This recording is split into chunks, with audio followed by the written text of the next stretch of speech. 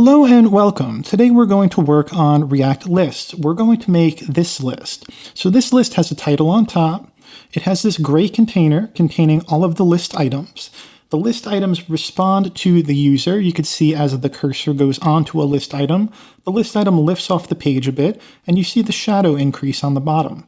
The list container here also resizes for different devices, and we could check that like so. So we want the list container to resize as well. Let's get started right away. I'm just going to open up a folder on the desktop, and I'm going to name that folder React List.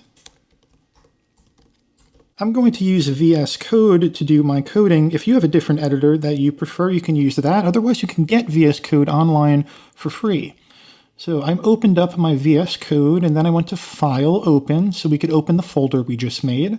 Go over to your desktop, go to that folder React List, and press Open. Now go full screen with this and open a terminal, which will be on top here. Terminal, new terminal. Another thing you'll need for this is Node Package Manager. If you don't have Node installed on your computer, you do not have that, I will make sure it's in the description. You can get Node Package Manager with Node, it comes with it. And you can also get Yarn. I'll put that in the description as well. But let's get started with an npx command, create-react-app. Now, you have to put the name of the app after that, and I'm just going to call it list. This will take a moment, so I'll be back with you right when this is done. With that set up, all we have to do is follow a few directions. cd into list, that puts us in the list directory, and then yarn start. Now, if everything was done properly, you should see the React logo rotating on the page in a moment once it loads. That's perfect. If this is what you got, you did a great install, so great job, and let's keep moving forward. The first thing we're going to do is go into list, and we're going to break the app. So go to src and get rid of all the unnecessary stuff. We're going to write all of our CSS, so we don't want app.css or index.css. We're not going to write any test code for this, so we can get rid of app.test and set up tests. We also do not need a logo or a service worker. So with all that activated, just go ahead and delete. Now, if you had trouble doing that, you could press Command on a Mac while you do that, or Control on a PC. Just move those all to the trash. Now you can see this is broken right away, failed to compile, because it can't find the service worker. It also won't be able to find the logo, and so on. So let's get rid of what we just deleted. Logo and app.css are gone. We can get rid of everything inside of the return statement here. We really do not need it. The only thing this is going to return is a component called list that we'll make in a moment, but let's import it now. So let's import list from, and then we're just going to go ./list and make sure that's capital. It's important that it's capital. We can save that. It still will not work. Now go to your index. We need to get rid of the service worker. We need to get rid of the CSS. Everything else can stay besides the call to the service worker down here. And we'll keep everything in strict mode. That's just fine. Okay, now there's only one thing it can't find, and it shouldn't be able to find it because we did not make this component yet. So let's make it real quick.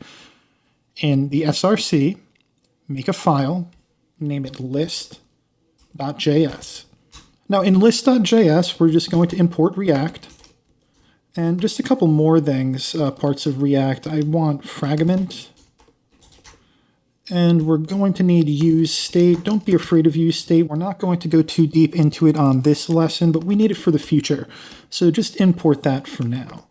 And then on React, make sure you put that in quotes. That is definitely important. So let's write out const list. That's the name of our component. We'll make it a fat arrow function. This is a functional component in React. Oh, make sure you got your fat arrow there. Open that up. So it needs a return statement. And the return statement right now is just going to be a fragment. And inside that fragment, we're going to write React list. And now we just have to export this with export default list. And here we are. It did compile with warnings. That's just because we're not using use state yet, but we will in a moment. So on this page, it should say React list right in the top corner. And it does. So we did everything right, and we do have now a blank page to work with.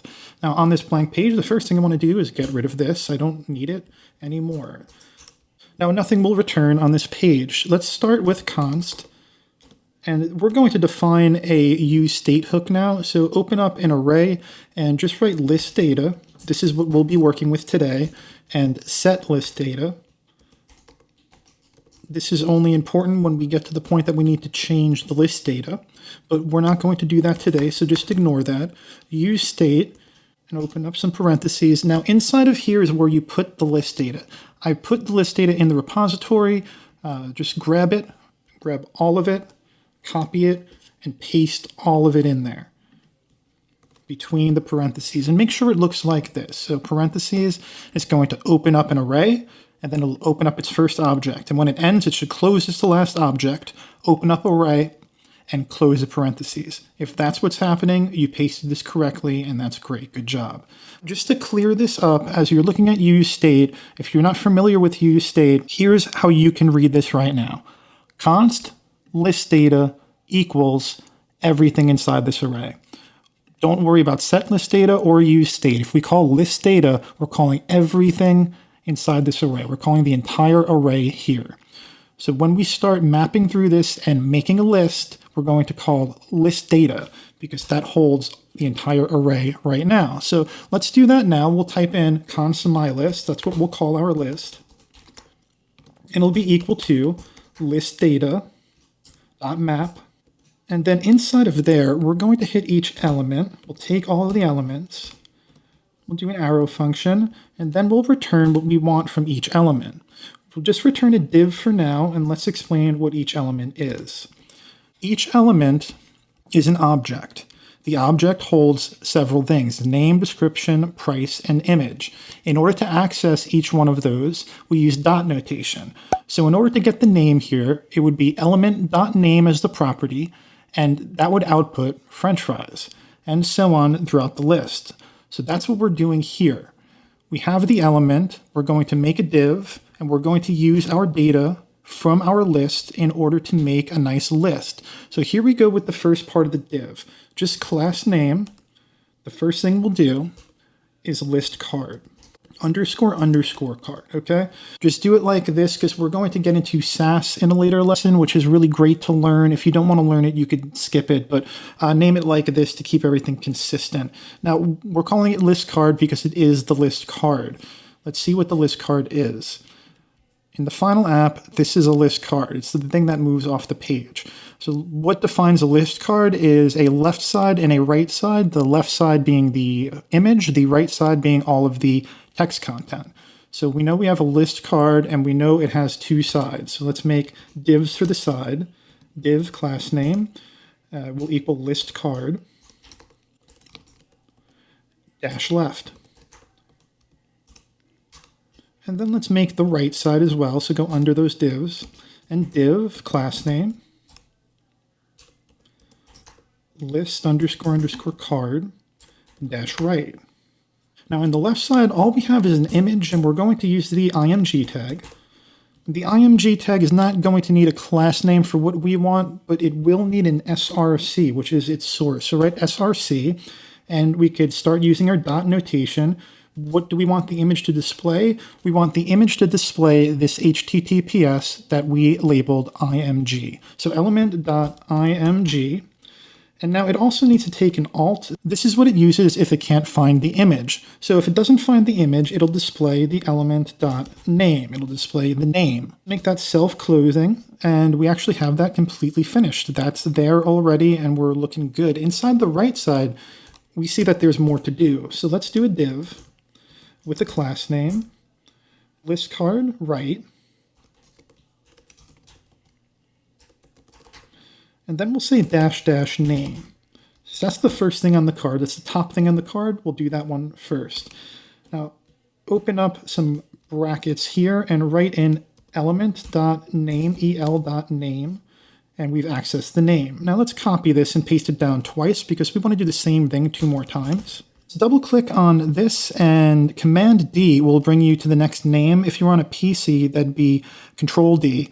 And what we could do is type in two places at the same time. So description, great. And let's do that again. Double click, Command D, and that'll be price. So now we have everything that we want here. Let's save, get some formatting going. Down here, between the fragment, return my list.